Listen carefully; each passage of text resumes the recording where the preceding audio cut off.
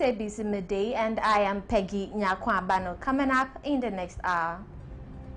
Embattled Member of Parliament for the Pandai constituency, Matthew Nyindam, has alleged that there is a deliberate attempt to remove him from Parliament.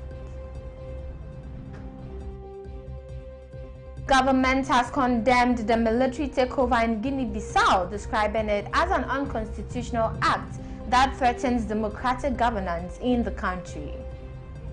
Still to come, calls grow for religious freedom in mission schools as some Ghanaians urge Wesley Girls Senior High School to allow students to freely participate or practice their faith on campus. In business, economist Daniel Enimprempe warned Ghanaians not to expect an immediate turnaround in the economy following the reduction of the policy rate to 18%. On the international front, at least 55 people were killed after a massive fire tore through a high-rise housing complex in Hong Kong.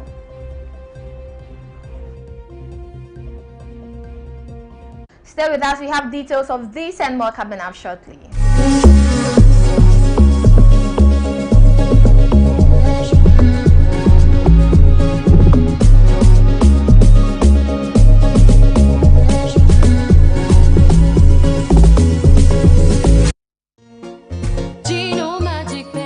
Magic pepper and onion, a delicious tomato mix with tomato, pepper and onion. No grinding, no blending. Ya yenyi na da da da. So pa mediane no abe. Come on, Gino, do your magic. And papa no kunu abe fi.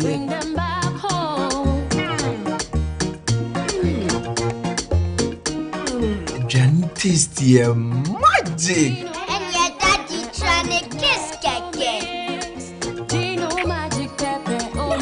Gino Magic Pepper and Onion. The magic that brings them home. This advert is FDA approved.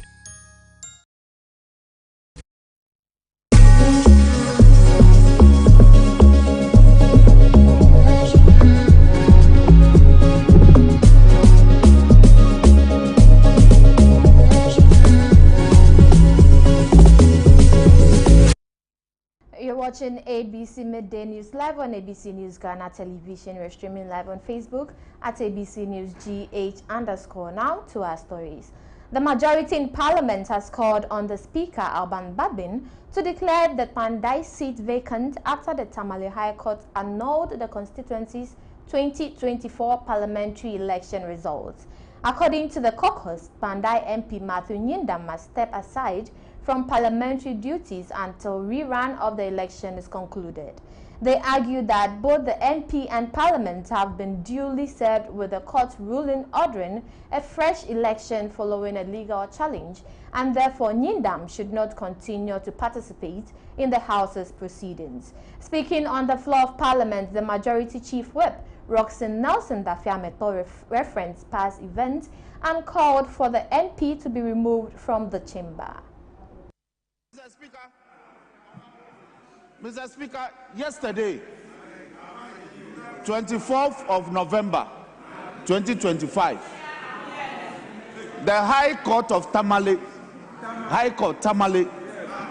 has ordered that the outcome of the election, please, these are very serious matters, that the outcome of the 7th of December election 2024, which brought the Honorable Nyindam to this house as the Honorable Member for Pandai, was flawed, and therefore that election has been ordered to be rerun. Mr. Speaker, ipso facto, the Honorable Nyindam is no longer a member of this house. He's not. He's not. So hear me, so that you can respond. So, by operation of law, is no longer a member of this house with a voice. That's number one. That's number one. That's number one. That's number one. Number two, Mr. Speaker, we have received the court orders and receive proof of service. The orders of the court has been duly served on Parliament. It was served yesterday. Speaker, I have, please, Speaker. In more news, embattled Member of Parliament for the Pandai constituency, Matthew Nyindam, has alleged that there is a deliberate attempt to remove him from Parliament. He accused the Majority Chief Whip and MP for South Day, Roxanne Nelson Dafiametpo, of having a vested interest in his seat, claiming Dafiametpo is part of the legal team representing his opponent. Speaking on ABC in the morning, Nyindam insisted he legitimately won the Pandai seat but believes elements within the majority are attempting to use their influence to unseat him. He further alleged that Dafiametpo once warned him in Parliament that they would come for his seat. His comments followed the Tamale High Court ruling for a rerun of the 2024 parliamentary elections in Pandai within the next 30 days. They're not just coming after me as Honorable Nyindam. You mentioned Dafiametpo, who is the majority chief whip, and I'm telling you that he has an interest because I know what he's been doing behind. Even when the case went to court, he's part of those people who have been behind those issues. I've known him that for a very long time. I'm not referring to the entire majority. That's not what I'm saying. Okay. But that if you look at what is happening in Pandai today, I don't want to begin to say this or that, but I know that I won my seat. I won the seats handsomely. But if people think that today they have the power, they have the state behind them, they have everything behind them, and they think that they can use it to get an innocent soul out, to turn my verdict, to change the will of the people of Pandai, I beg to differ. My dear, you can just get up and you meet somebody who dislikes you for no reason. Just get up and you meet somebody who dislikes you. You see, he's told me before. He's told me, he's told me before in Parliament that, look, we are coming after you. He told me. Dafiametpo told me. He told me when we started the 9th Parliament. He told me. And Meanwhile, Member of Parliament for the Pandai constituency, Matthew Nyindam, says if there are rules, he will challenge the Speaker's decision should his seat be declared vacant, following a request by the Majority Caucus. Nyindam, however, expressed confidence in the Speaker, noting his extensive experience as the longest-serving MP and a two-term Speaker of Parliament. He stated that he's awaiting the ruling with optimism and trust that the Speaker will uphold the House's rules. Challenge the Speaker. Would you? Is that what you're asking? Yes, that's what I'm asking you. If there are rules for me to challenge, I will challenge. If there are no rules for me to challenge, I will not challenge. And so I know Speaker. He's been the longest serving member of Parliament. And he's the second person who is being a Speaker in Ghana for the second term. I think after Justice Annan or something. I know when the sequestration matter came, the argument that Dafiametpo is making today is different. Go and get his voice for 2020 June. What he said about it. I hope and pray that the Speaker will do the needful, but he's the presiding officer in the chamber. He interprets the rules in the chamber. Still on the senior lecturer and senior research fellow of the Kumasi Technical University, Professor Smart Sapon, has called on the majority in Parliament to be very careful not to politicize the Pandai parliamentary impasse. Speaking on ABC in the morning, he stated that Parliament is the house of law. They should not play politics with the situation, but rather hold on to each other's backs until the law catches up with an individual. I would caution the majority to be careful. You know, when you are at the other side of the table, your behavior must be aware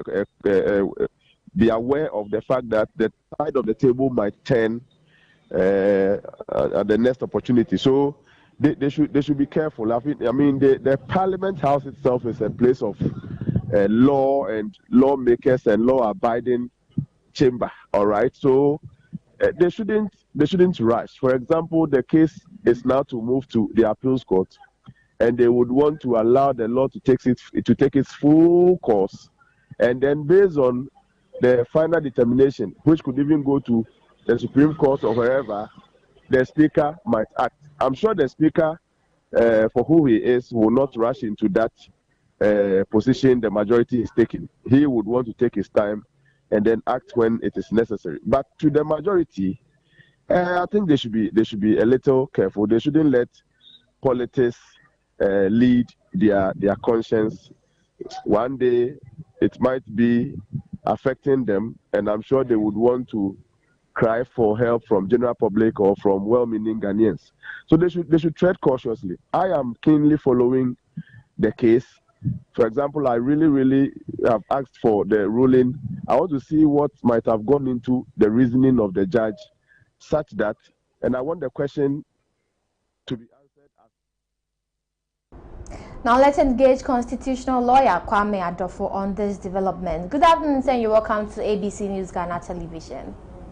Good afternoon and welcome to ABC News Ghana Television. Thank you for having me. Can you hear me? All right. Yes, I can hear you now. All right. Now, with regards to the Pandai parliamentary seat, can a seat in parliament be declared vacant when the court nullifies the parliamentary results that gave the seat to a candidate? Yes, the answer is yes. However, when the High Court makes the decision, the person who is aggrieved by that decision will have the right to appeal it to the Court of Appeal. Now, in this case, I understand that the High Court made a decision and annulling the results, and consequently ordered a rerun of the election. The sitting MP, being aggrieved of the judgment, has appealed it and has also gone further to file a motion for stay of execution of the judgment, which means, as it stands now, he has not exhausted all the legal means available to him, and therefore you cannot declare his seat vacant. All right. Now, so the current situation says that the seat cannot be declared vacant? Well, the court has already declared it vacant. However, the person affected has appealed the ground, the declaration, to the Court of Appeal, and subsequently filed an application for stay of execution of the judgment, which therefore means that until the Court of Appeal hears the case, nobody can use the declaration so made by the High Court as a basis to say that the seat is vacant. Now, Lawyer Adofo, the Speaker is expected to make a ruling on this impasse today. Should he declare the seat vacant, what avenues are available for the MP? Well, look, once there is evidence that he has appealed the judgment, once there's evidence that he has filed an application for stay of execution of the judgment, then the Speaker cannot declare the seat vacant, because it means you'll be going against processes that are still before the courts. So I think it's a bit too early for the Speaker to declare the seat vacant. Now, there are those who argue that the The mere fact that the MP has filed an appeal and a stay of execution, that doesn't guarantee him to still stay in Parliament. Well, no, those who are saying that argument are wrong, or those who are making that argument, they are wrong. Because if you declare his seat vacant and he goes to the appeal and wins, what happens in the interim if you have already gone ahead and conducted a new elections? It means you rendered the victory that he has achieved through appeal nugatory or wasteful. And it is because of that that we do say whenever there is a matter pending before which has the potential to change the outcome, the parliament or any other person must hold off until the court makes a decision. Right. Thank you for your time this afternoon, lawyer Kwame Adofo. You're always welcome. Right. That was constitutional lawyer Kwame Adofo. Now, away from that, the government of Ghana has issued a forceful condemnation of the military coup that has taken place in Guinea-Bissau, describing the action as a direct assault on democracy and a dangerous attempt to overturn the will of the people. In a strongly worded statement released on Wednesday, November 26, the Ministry of Foreign Affairs said Ghana is profoundly concerned about the military takeover, which erupted just days after Guinea-Bissau held peaceful presidential and legislative elections on November 23. According to Ghana, the coup has brazenly disrupted the electoral process and blocked the anticipated announcements of results scheduled for November 27, thereby derailing the country's democratic trajectory. Ghana is calling for the immediate restoration of constitutional order, insisting that any dispute arising from the elections must be resolved through peaceful, transparent, and legally recognized channels, not through force. The statement further demands that the rights and safety of civilians and foreign nationals be protected, with particular emphasis on the ECOWAS Election Observation Mission stationed in Guinea-Bissau. Their rescue, passage, and protection, Ghana stressed, must be guaranteed without delay. Amid rising tensions, Ghana is appealing to the people of Guinea-Bissau to remain calm and avoid actions that could inflame the crisis. The government reaffirmed its full support for ECOWAS and the African Union as both institutions coordinate a regional response in line with the long-standing protocols on democracy, good governance, and constitutional rule.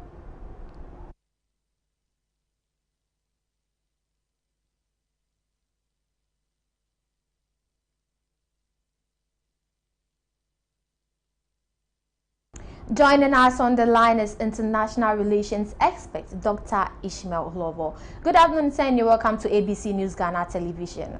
Good afternoon, and good afternoon to your viewers. Right. Now, what has this latest coup in Guinea-Bissau signal about the broader state of democracy and political stability in West Africa, especially given the recent wave of military takeovers in the region?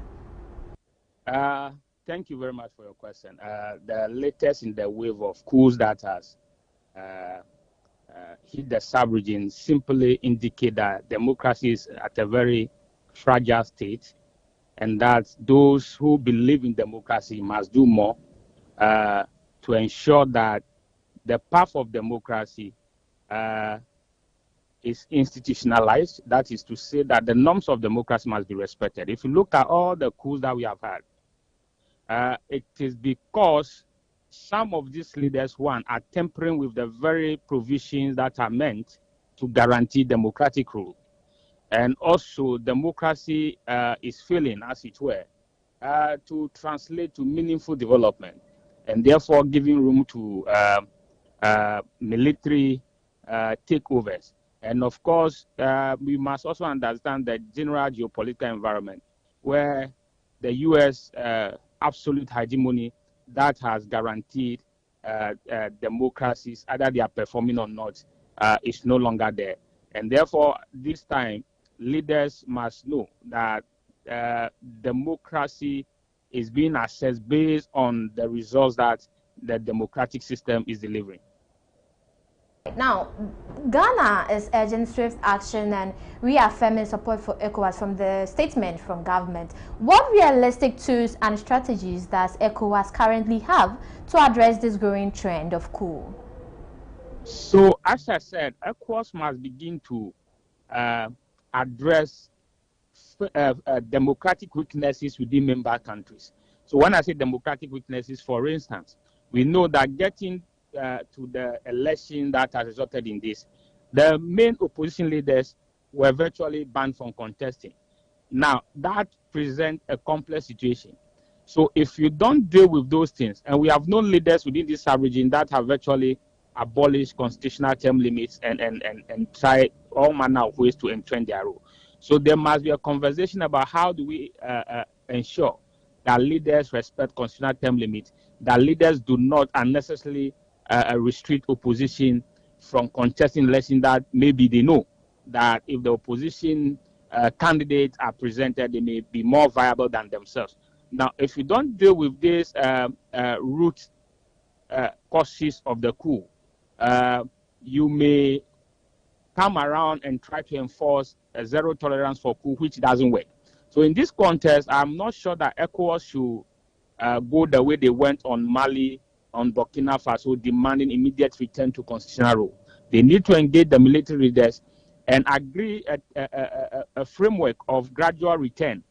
That is the only way to make sure that this country remains within the ECOWAS framework.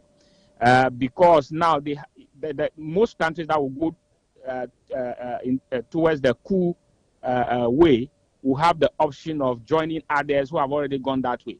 So you don't have the collective force to push them that you either return immediately to democratic rule or face sanctions. Now, if you push sanctions, then they have the options, as the others have demonstrated, to say that, okay, then we are leaving the zone. So the ECOWAS must trade cautiously. They must engage the military leaders and address maybe the issues that have led them to take this decision.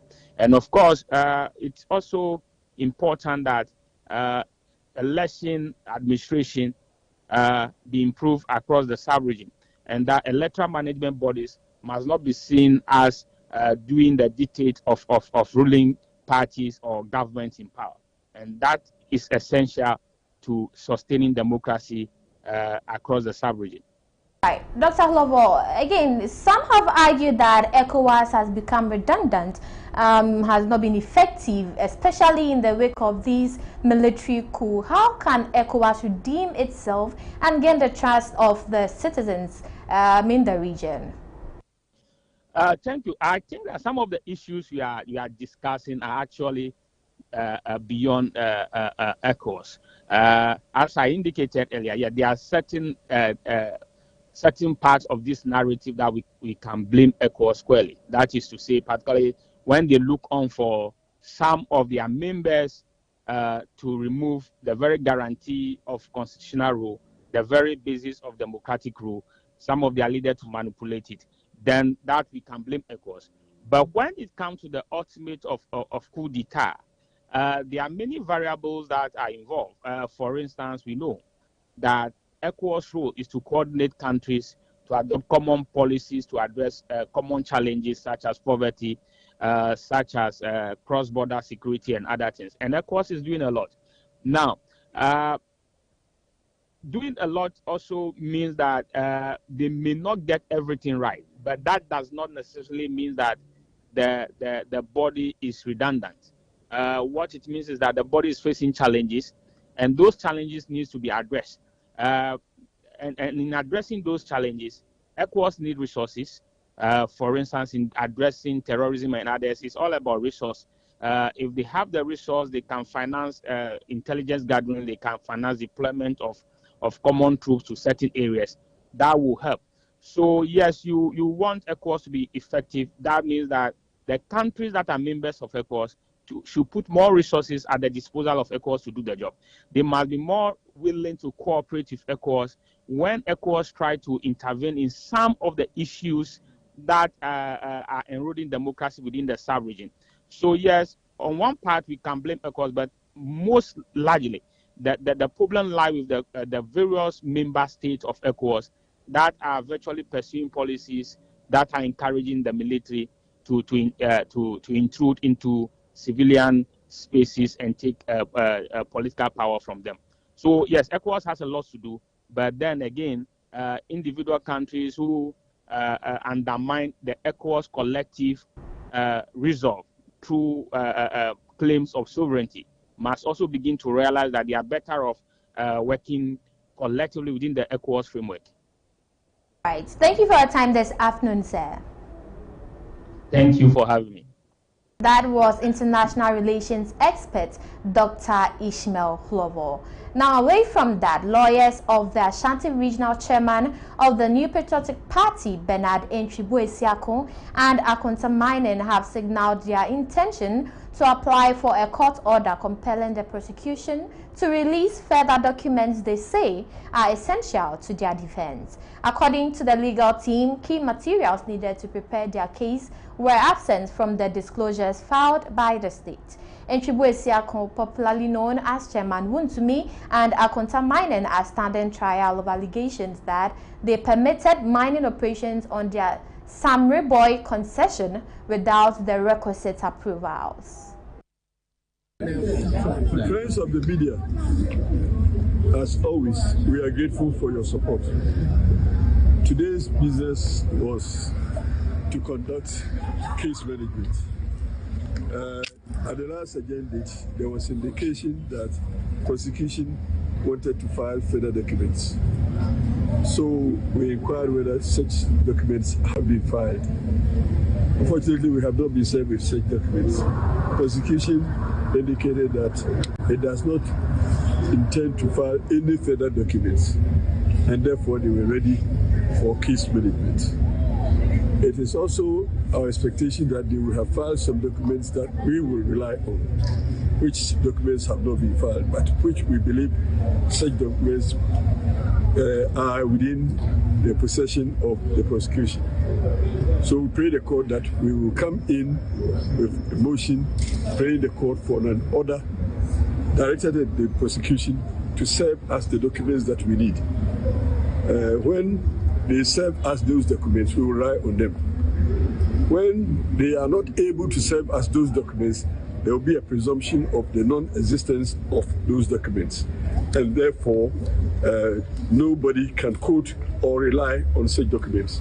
So we have been given up to Monday to file our motion, and the return date for the motion is the 8th of December.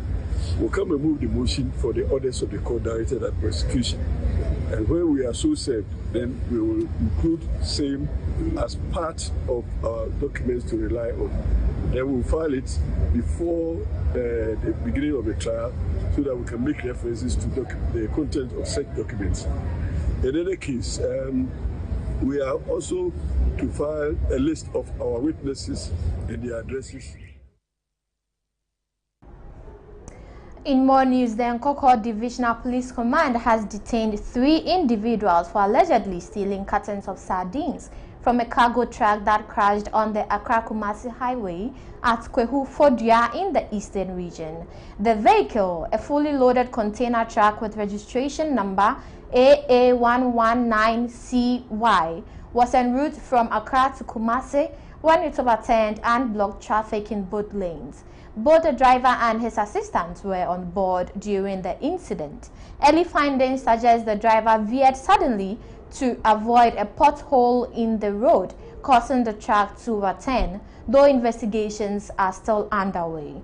The accident drew a large crowd of locals and passing drivers. Now, while some helped in attempts to tow the truck and clear the road, 3 people were spotted taking cartons of sardines from the fallen container.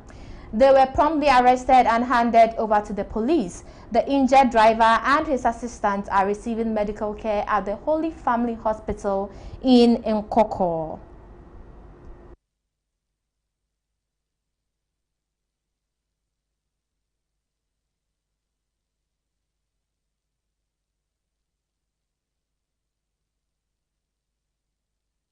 Now, some Ghanaians are urging mission schools, particularly Wesley Girls Senior High School, to allow students to freely practice their faith on campus. They argue that institutions benefiting from public support should create space for all religious identities, not just Christian traditions. Speaking to ABC News' Oforiwa Owusu-Abuaje, they stressed that no student should have to abandon their beliefs in order to access quality education.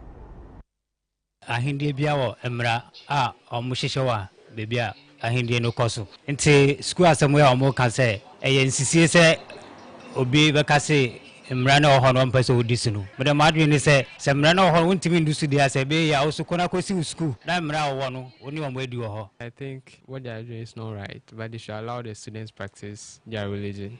Like it was freedom to worship. It is a freedom to worship. Apart from ABR, traditionalists, now say you don't practice such things.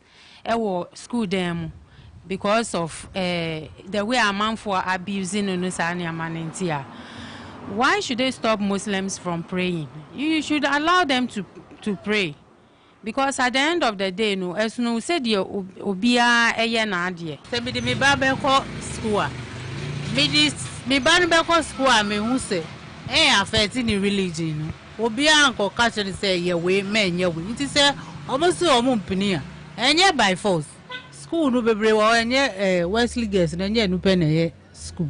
Nti who nimsa problem wa ha.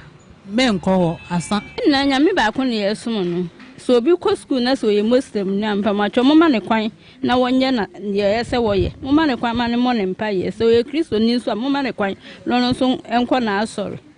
Ahindie biawo emra a omuhyehewa bebia ahindie no koso nti school asem we omo ka se nsisi se obi beka se emra na oho no mpese odisi no me dem adwe ni se emra na oho wontimi ndusu dia se be ya osukona kosi school na emra owo no oni omo adi oho. I think what they are doing is not right, but they should allow the students practice their religion. Like it was freedom to worship. It is a freedom to worship. Apart from ABR, traditionalists, now say you don't practice such things. School them because of the way a man for abusing Unusania. Why should they stop Muslims from praying? You should allow them to pray. Because at the end of the day, no, as no said you obia nadia. Say me babeko school. Me babeko school me who say affecting the religion. Obia uncle catch and say ye way men ye way. It is almost so mumpenia. And ye by force. School no be and ye Wesley girls and ye no penny school. Nti who nimsa problem wa ha. Men call asa. Na me back on ye sumo. So because school na so ye Muslim na mpamacho mama ne kwan na wonye na ye se woye. Mama ne kwan ma ne mo ne mpa ye. So ye Kristo ni. On this note, we'll take a quick break here. We'll be back with more news.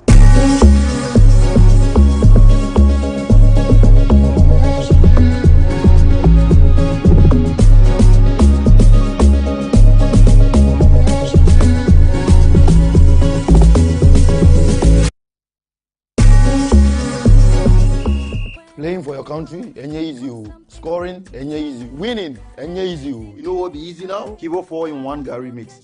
Aye easy. It gets everything inside. Gary, creamer, sugar, roasted groundnuts. Just add water. Sharp my soakings make ready. Taste and energy. Made easy. I'm a match winner, but the real champion is Kibo 4-in-1 Gary mix. Champion taste. Also available strawberry, coconut, and chocomore. This advert is FDA approved. Hey, so mommy, who is going to do my day jollof? Oh, Kwame. You know our secret, right? Yeah. Efia. Yes, me. I've got it. Now add your Chino jollof mix. The perfect blend of tomatoes, pepper, and fine herbs and spices to ensure a consistent taste every time. And there you have it, your original Ghana jollof. Jollof so good. Jollof so good. Tasty, yeah.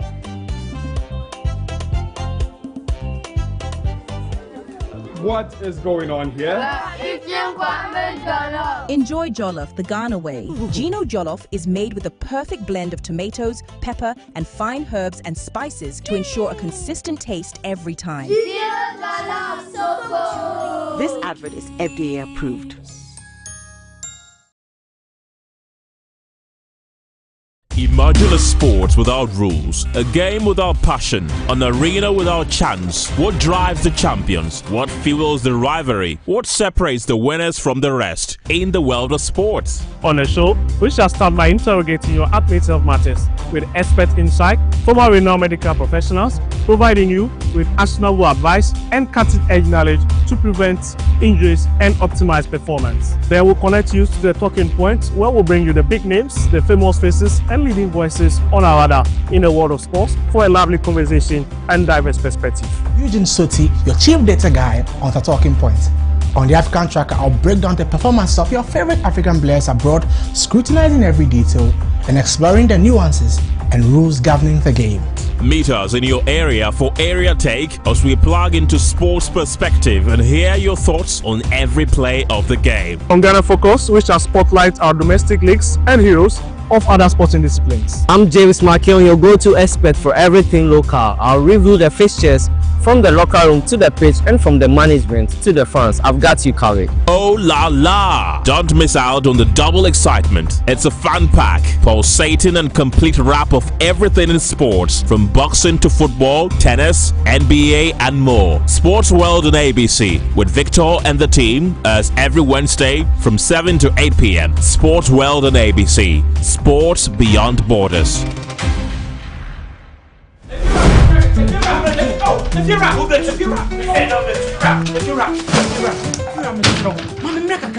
Rent back with the beer open.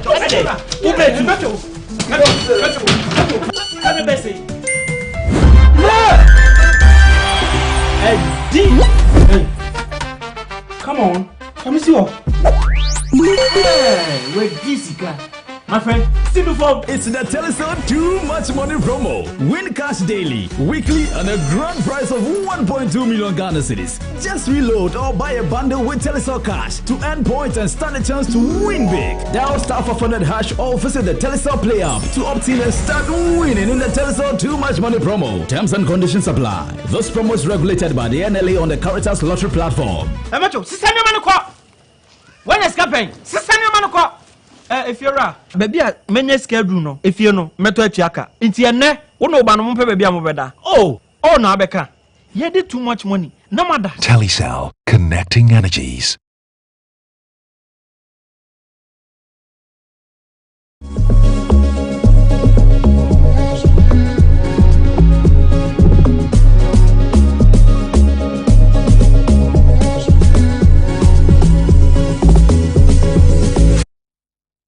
You're welcome back from the break. This is still ABC Midday News, live on ABC News Ghana Television. We're streaming live on Facebook at ABC News GH_. Up next is business news.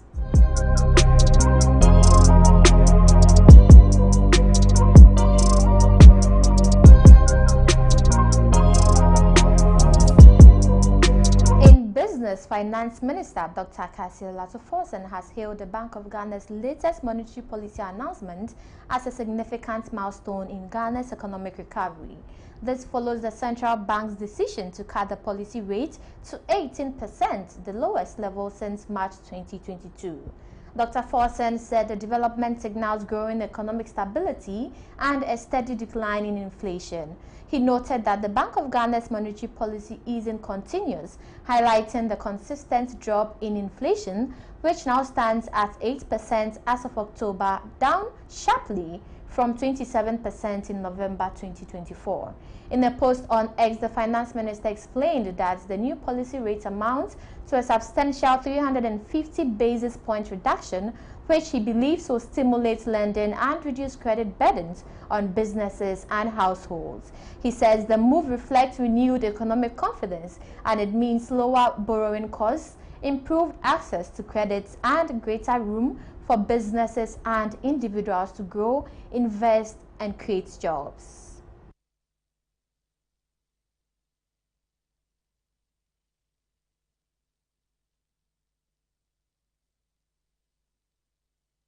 In more business news, economist and private legal practitioner Daniel Inimprempe says Ghanaians should not expect an immediate economic turnaround following the reduction of the policy rate to 18%, explaining that its effectiveness depends largely on the response of commercial banks. Speaking on ABC in the morning, he noted that a drop in the policy rate does not automatically translate into significant change because both commercial banks and the business community will react based on their own cost structures and assessments. He added that businesses will only seek additional capital when they see a meaningful reduction in the cost of borrowing, which would make expansion more attractive. The reduction is connected to the behavior of the commercial banks. If the commercial banks have responded to the reduction accordingly, then what it means is that the cost of capital at the commercial banks will reduce.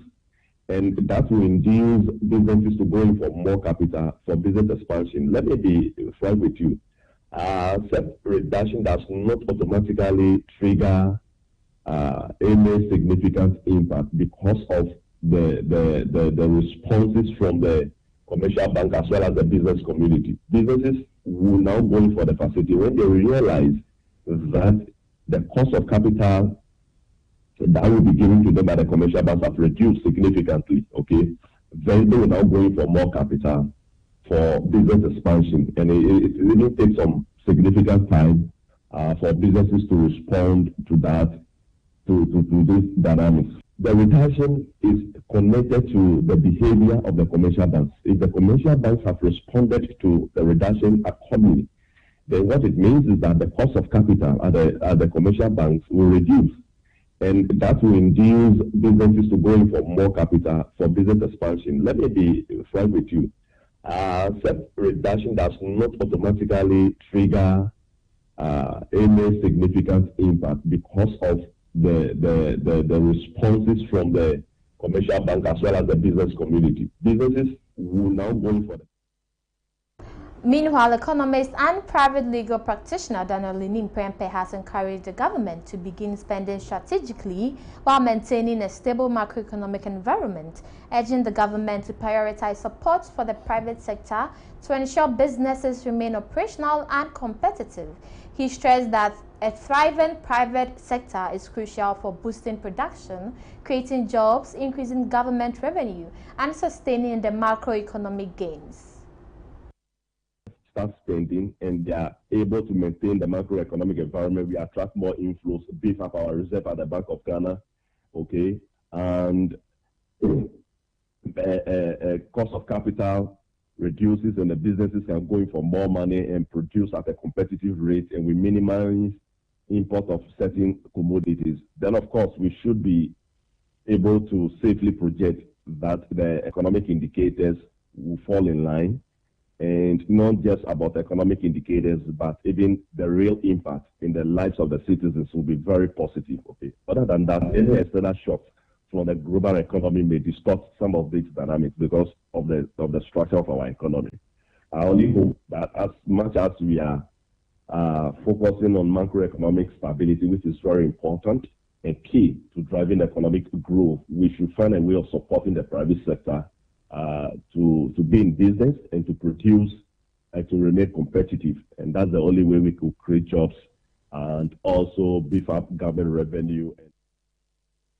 That is all for business news. Up next is sports with James Oheneba Makion.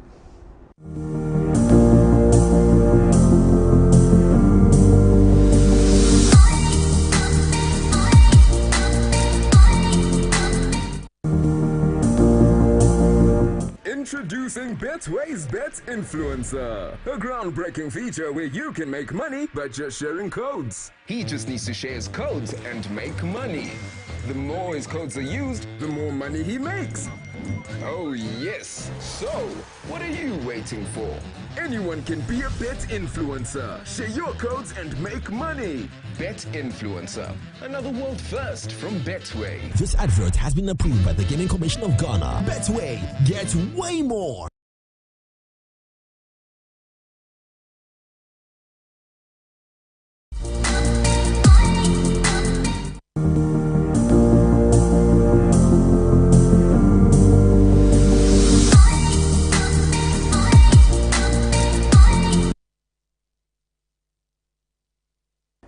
Hello, it's time for Sports on the Midday News with me, James Ohinbamakion. Let's start from the Ghana Premier League, and Asante Kotoko head coach Abdul Karim Zito has revealed missed chances following his team's 2-1 defeat to Basake Holy Stars in the Ghana Premier League. Speaking in his post-match interview after the outstanding league fixture, the experienced tactician argued that his team should have won the game, having played very well and created so many chances.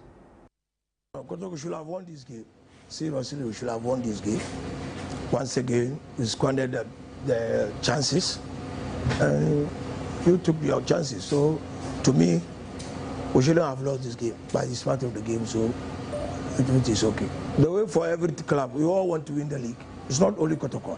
If the way you play here, the way you are playing every club, there wouldn't be last. So, Kotoko, everybody wants to beat Kotoko. That is the magnetic of the issue. But we didn't play badly. We played good football, and we created chances. But putting the ball into the net was another, once again, the problem. But so far, so good. We are playing the league. This is football. This is football. This is football. We are playing the league. You will beat, they will beat you, you will draw. So we are still chasing. We have 20. The one leading is having 23. So it's only one match.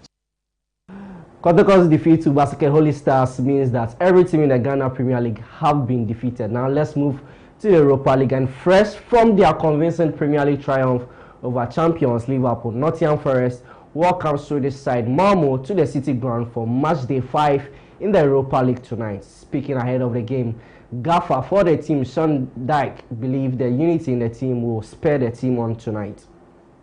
Well, I think it's just more belief for the players, really. You know, they've accepted the work we've been doing. They've accepted the tactical side of the game, which that was a tactical performance, and I'm very pleased from that side of things. We know they can play. And then what about listening and putting into practice what we think can win? And they did that very well. So I think it just furthers the belief in the group and each other, which is important. And hopefully in ourselves, you know, I've shared with them openly, we can only guide in what we think is the right direction. It's down to them and our trust in them to deliver. And they're certainly doing that on a daily basis and in the games. And I've been very happy with that. And I think there has been a real sort of reminder. I think Cal mentioned, there was a real connection here. I think everyone knew that last season. And when I got here, it wasn't broken. I just said it was stretched, that's all. And it sometimes happens. But I think there's a reconnection. Of course, results help that massively. But I'd like to think the feeling at the training ground that we've all kind of fostered, not just us, the staff, but the players joining in with that. I think there's a professional feel, but there's a bit of light-heartedness. Now still in the Europa League, inform Aston Villa will endeavour to strengthen their hopes of securing automatic last 16 qualification in the Europa League when they welcome Young Boys to Villa Park for their latest fixture tonight. Now manager for Aston Villa, Unai Emery, says his players need to take responsibility mentally if they are to beat Young Boys. Of course, resilience is something you have to feel. If you're not feeling it, it's impossible. You have to feel when you are struggling, you have to get the resilience and wait your better moment. And we did over in 2 matches. Against Everton away and against Sunderland away. We were resilient. Not good result, but we were resilient. Because we were in bad moment and we needed to be resilient and together and wait our best moment. But speaking again about how we are and how we want to build the team, still work to do building the team, because some players joining us, they are getting better progressively but need more time. Someone is not playing the minute he will need to help and to feel comfortable with us. And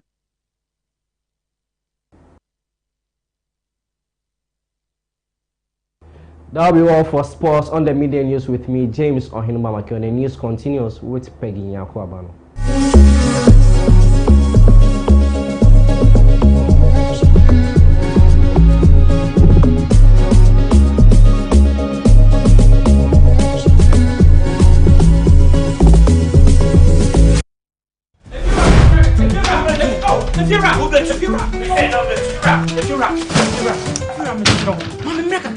Rent back with the beer open.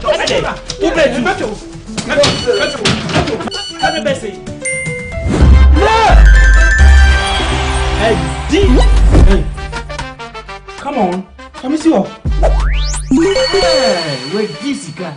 My friend, still do for. It's the Telecel Too Much Money promo. Win cash daily, weekly, and a grand prize of 1.2 million Ghana cedis. Just reload or buy a bundle with Telecel Cash to earn points and stand a chance to win big. Dial *500# or visit the Telecel Play app to opt in and start winning in the Telecel Too Much Money promo. Terms and conditions apply. This promo is regulated by the NLA on the Caritas Lottery platform. When is campaign? Sister Manoko. If you're a baby, many schedule no. If you know, meto etiaka. Inti ene, uno banu mumpe baby amubeda. Oh, na beka. You did too much money. No matter. Telecel, connecting energies.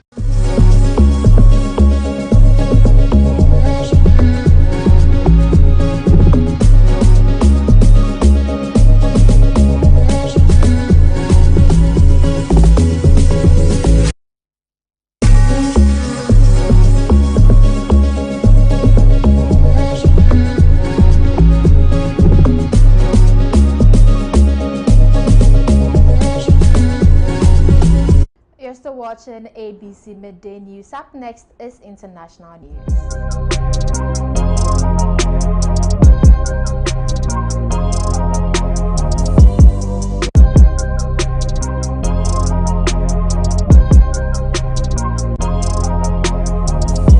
On the international front, at least 55 people were killed after a massive fire tore through a high-rise housing complex in Hong Kong, authorities said Thursday, as they launched a criminal investigation into the city's deadliest blaze in 7 decades. Over 24 hours after the inferno tore through Wang Fuk Court in the northern district of Tai Po, firefighters were still working toward the upper floors of the towers and rescuing residents trapped inside on Thursday afternoon local time. Police in the Chinese territory have arrested 3 people in connection with the blaze, which escalated into a number 5 alarm fire, Hong Kong's highest level, within hours of starting on Wednesday. 51 people died at the scene of the blaze, fire officials said, while 4 died in hospital, including a firefighter. 72 others were injured, 15 of whom are now in critical condition. More than 500 people are staying at 9 temporary shelters after the blaze. Though the origin of the fire is unclear, investigators are focusing on the bamboo scaffolding and green netting that surrounded the towers at Wang Fuk Court as the renovations were carried out. Experts say they appeared to help flames leap from building to building as the blaze built into an inferno that engulfed 7 of the estate's 8 towers.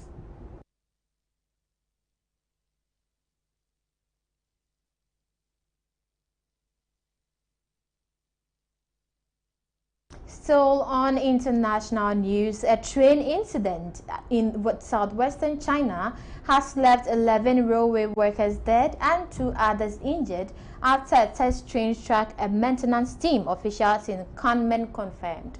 The incident, described as the country's deadliest rail accident in more than 10 years, occurred at the Luoyang Town railway station in Yan'an province. According to authorities, the train was conducting tests on earthquake detection equipment when it hit the workers on a curved section of the track. Emergency responders rushed to the scene, but 11 people were pronounced dead, while 2 survivors were taken to hospital for treatment. Rail services at the Luoyang Town station have since resumed, and officials say a full investigation is underway to determine how the tragic collision occurred. China operates the world's largest rail network, stretching over 160,000 kilometers and carrying billions of passengers each year. While the system is widely praised for its speed and efficiency, it has also faced scrutiny following major accidents, including a 2011 collision in Zhejiang province that killed 40 people and injured more than 200.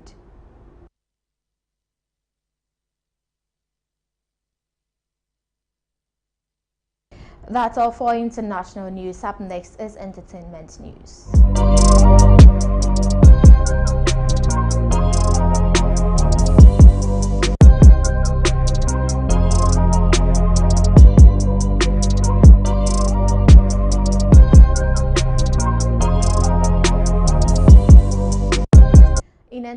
entertainment, reigning Miss Universe of Ghana, Miss UG 2025, University of Ghana, Miss UG 2025, Saka has leveled serious allegations of mismanagement and lack of accountability against the Student Representative Council, pointing specifically to the SRC Commissioner, popularly known as Guru.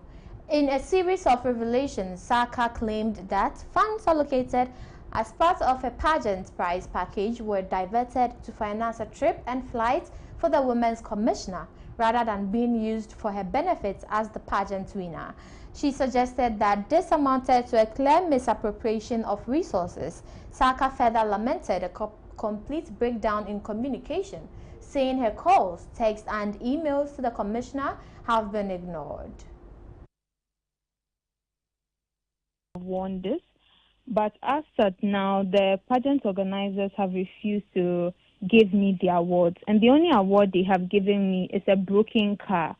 And when I spoke about it, they have blocked me.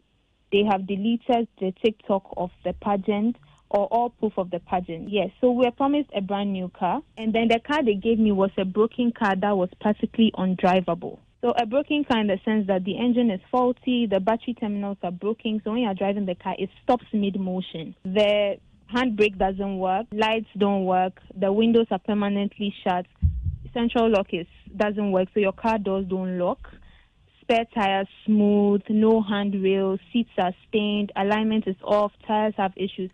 That's a plethora of issues, and these are the things that I can say off my head. I know we noticed it the night of the pageant. At the time, I was doing.